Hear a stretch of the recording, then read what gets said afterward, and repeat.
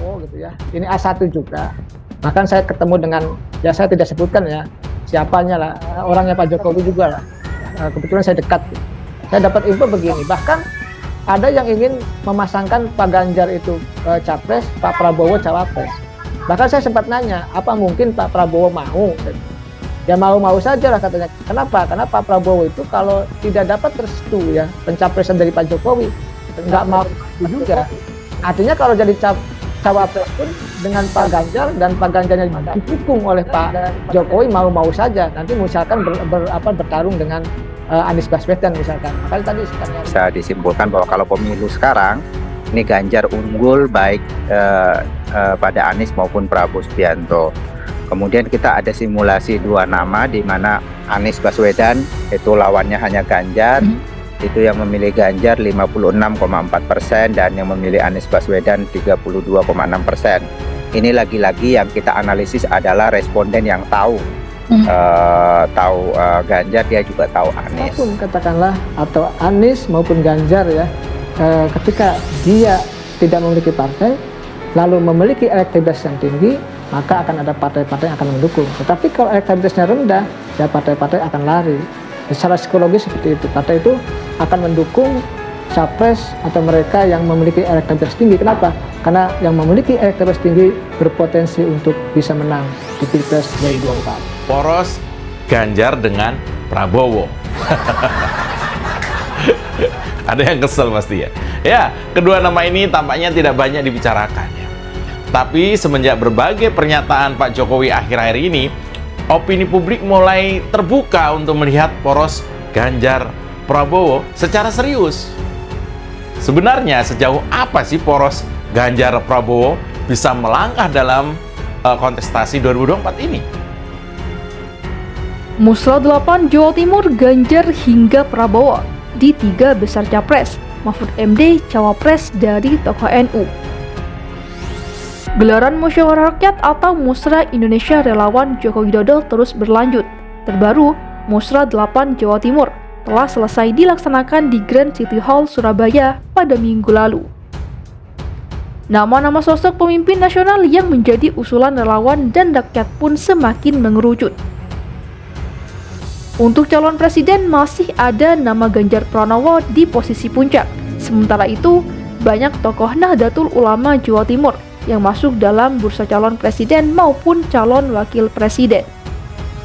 Di antaranya Menko Polhukam Mahfud MD, Gubernur Jawa Timur Khofifah Indar Parawansa, Ketua Umum PKB Muhaimin Iskandar dan tokoh Jawa Timur lainnya.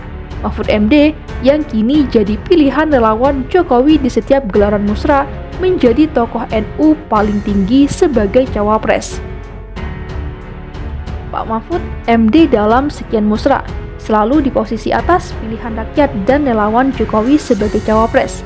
Di Jatim, kandangnya beliau dan Nahdliyin, beliau di 2 besar teratas, kata Ketua Dewan Pengarah Musrah Indonesia, Andi Gani Ninawaya, di Jakarta, Kamis 18 Januari 2023.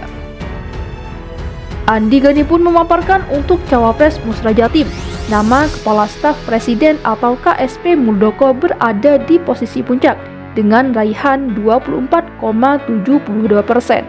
Disusul di posisi kedua Mahfud MD dengan 20,08%, Khofifah Indar Parawansa 14,51%, Arsyad Rashid 6,92%, Sandiaga Uno 5,67%, Erick Thohir 5,37%, Yeni Wahid 5,23%, Muhaimin Iskandar 5,05%, Tri Risma Haryani 4,81%, Abdul Azwar Anas 4,72%, dan lainnya 2,92%.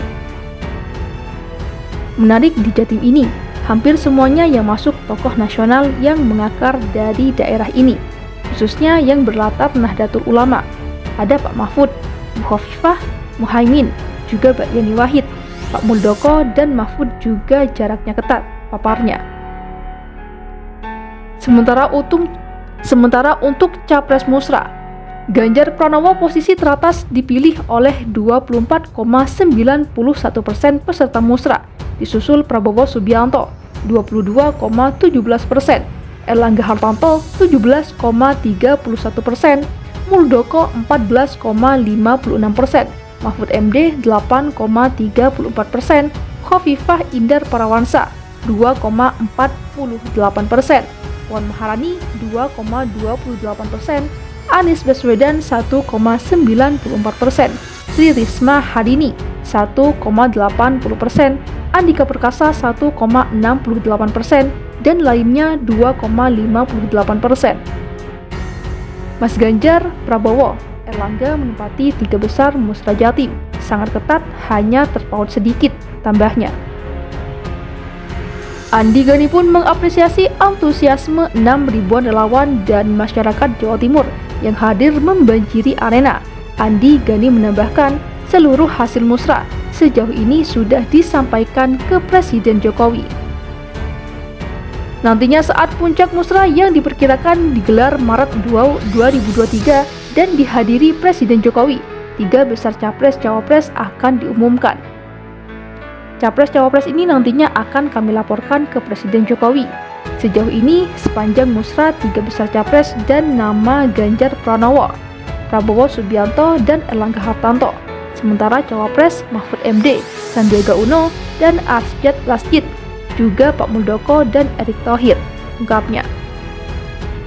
Ketua Panitia Nasional Musra Indonesia Panel Barus menyebut, musra yang sudah menapaki putaran ke-13 ini ingin menghadirkan demokrasi yang berkualitas, karena tidak hanya tokoh, relawan juga membahas agenda penting bangsa, seperti pendidikan, kesehatan, dan kesejahteraan. Musra akan ditutup di Jakarta. Kita berharap musra jadi bagian penting perjalanan demokrasi Indonesia. Musra forumnya akan rumput sehingga yang muncul juga suara rakyat, tuturnya. Dia menyatakan musra di Jawa Timur membahas banyak agenda harapan rakyat. Yang pertama, isu pemenuhan dan perlindungan dasar pendidikan, kesehatan, dan kesejahteraan paling mengemuka. Isu kedua, persatuan nasional dan mencegah intoleransi. Ketiga, terkait pemerintahan bersih dan tata kelola pemerintahan yang baik. Agenda berikutnya 22 Januari di Banjarmasin, Yogyakarta 29 Januari, Jawa Tengah 4 Februari, 11 Februari di Medan, kemudian di Jakarta Maret ketika penutupan, tuturnya.